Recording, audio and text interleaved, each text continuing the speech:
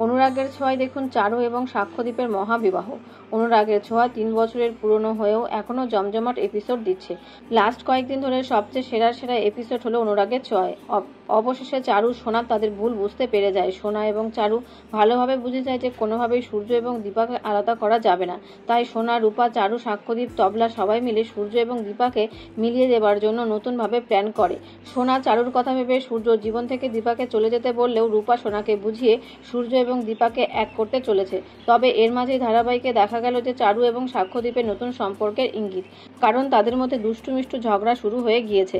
তাদের এই মিষ্টি মিষ্টি ঝগড়া দেখে সোনা এবং রূপা বুঝতে পারবে তাদের সম্পর্কের ইঙ্গিত। এবার সূর্য এবং দীপার মিল হয়ে চারু এবং সাক্ষ্যদীপের বিয়ে দেখানো হবে এই ধারাবাহিকে। সোনা ও রূপার উদ্যোগেই তাদের বিয়েটা আগামী দিনে হবে।